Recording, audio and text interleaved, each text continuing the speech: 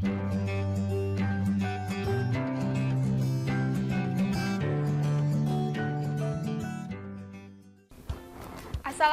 warahmatullahi wabarakatuh.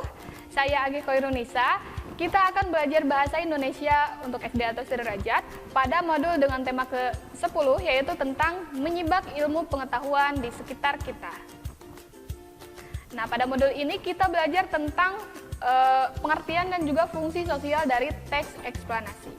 Nah, teks eksplanasi ini adalah teks yang berisi penjelasan tentang proses mengapa dan bagaimana suatu kejadian alam atau sosial, atau ilmu pengetahuan, atau budaya, dan yang lainnya dapat terjadi. Nah, contohnya teks eksplanasi mengenai banjir, maka menjelaskan mengapa terjadi banjir, bagaimana prosesnya, kemudian apa akibat dari banjir tersebut. Teks eksplanasi ini diambil dari bahasa Inggris ya, explanation, yang artinya penjelasan. Kemudian fungsi teks eksplanasi adalah untuk menjelaskan, yang pertama menjelaskan urutan kejadian atau bagaimana sesuatu bekerja. Yang kedua, mengapa suatu hal itu bisa terjadi atau alasan ya. Kemudian yang ketiga, persamaan dan perbedaan antara objek-objek tertentu. Dan yang selanjutnya adalah bagaimana pendekatan atas masalah yang akan diselesaikan. Nah, keempat ini merupakan fungsi dari teks eksplanasi. Nah, kemudian teks eksplanasi biasanya dimulai dengan paragraf pernyataan umum, kemudian dilanjutkan dengan paragraf-paragraf yang menyatakan hubungan kausalitas atau sebab akibat. Ya, selanjutnya, nah di sini ada salah satu contoh teks eksplanasi yang menjelaskan tentang longsor. Judulnya adalah longsor di daerah Puncak. Nah, di sini bisa kita lihat ya, dalam teks ini ada juga ada hubungan sebab, ada akibat gitu ya. Air yang tidak dapat diserap tanah jatuh ke permukaan tanah sehingga terjadi longsor. Nah, itu salah satu kalimat yang menunjukkan hubungan sebab akibat pada teks eksplanasi ini. Nah, selanjutnya menyusun informasi dalam teks eksplanasi bisa dilakukan dengan 3 tahapan ya. Yang pertama, menentukan topiknya terlebih dahulu. Yang kedua, menyusun kerangka teksnya. Kemudian yang ketiga, mengembangkan kerangka yang tadi telah kita buat. Pada unit kedua, kita belajar tentang aspek kebahasaan yang terdapat dalam teks eksplanasi. Nah, pada teks eksplanasi terdapat istilah ilmiah dan juga kata serapan. Apa itu istilah ilmiah? Nah, istilah ilmiah adalah kata atau gabungan kata yang dengan cermat mengungkapkan makna konsep, proses, kejadian, atau sifat yang khas di bidang tertentu. Jadi ada istilah ilmiah dalam bidang IPA misalnya, ada istilah ilmiah dalam bidang sastra, ada dalam bidang ekonomi, dalam bidang politik, dan lain sebagainya.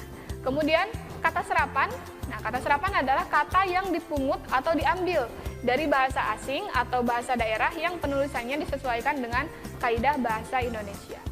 Nah, contoh-contoh dari istilah ilmiah dan juga kata serapan kita bisa lihat di kalimat yang ada di samping ini.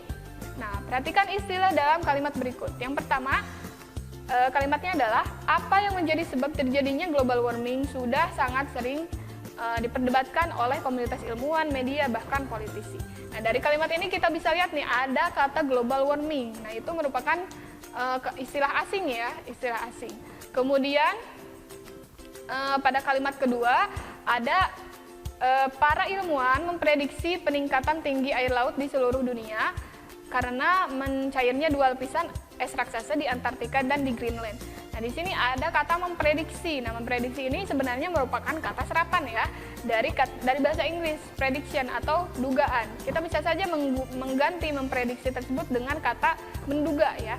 Nah, tapi memprediksi pun tidak apa-apa karena dalam teks eksplanasi itu terdiri dari istilah ilmiah dan juga kata serapan. Nah, selanjutnya yang kedua aspek kebahasanya adalah ada konjungsi temporal dan juga konjungsi kausal. Nah, konjungsi temporal adalah kata hubung waktu, contohnya dan tadi ya. Kemudian yang kedua adalah konjungsi kausal atau kata hubung sebab akibat, contohnya adalah kata sehingga. Nah, pada kalimat di sampingnya kita bisa lihat di sana, pada kurun waktu paruh terakhir abad ke-20, penggunaan pupuk kimia dunia untuk pertanian meningkat pesat. Nah, pada kalimat pertama itu ada kata temporal, ada konjungsi temporal ya. Di sana ada kata waktu, ya ada abad ke-20. Kemudian ya pada kalimat yang kedua kita bisa lihat di sana, kebanyakan pupuk kimia ini berbahan nitrogen oksida yang 300 kali lebih kuat dari karbon dioksida sehingga memerangkap panas maksudnya sehingga ikut memanaskan bumi. Dan di sana ada kata sehingga ya, berarti menggunakan konjungsi kausal.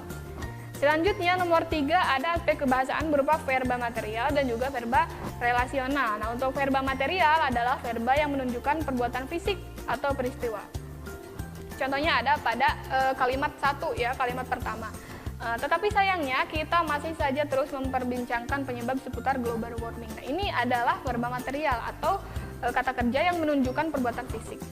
Ya, memperbincangkan seperti itu. Sedangkan yang kedua ada verba relasional, yaitu kata kerja yang menunjukkan hubungan sebab akibat. Ini terdapat pada kalimat yang keduanya ini.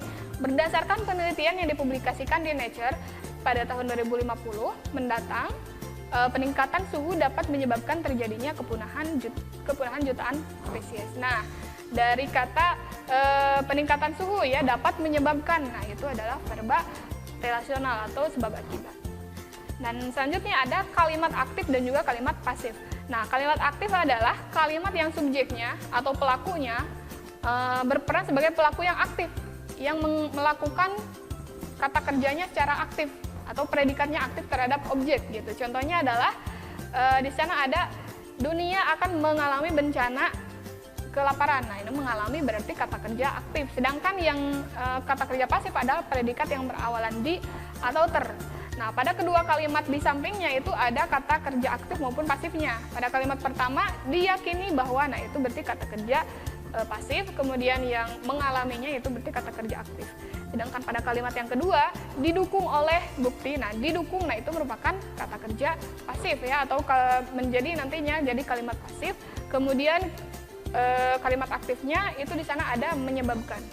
Ya, itu saja bahasan untuk modul kali ini. Terima kasih. Wassalamualaikum warahmatullahi wabarakatuh. Kunjungi sosial media lainnya seperti website kami di pkbmalkata.com, Facebook PKB Malkata Manunjaya, Instagram PKB Malkata _official.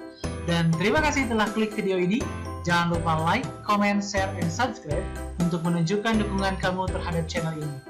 Enjoy the video PKB Malkata.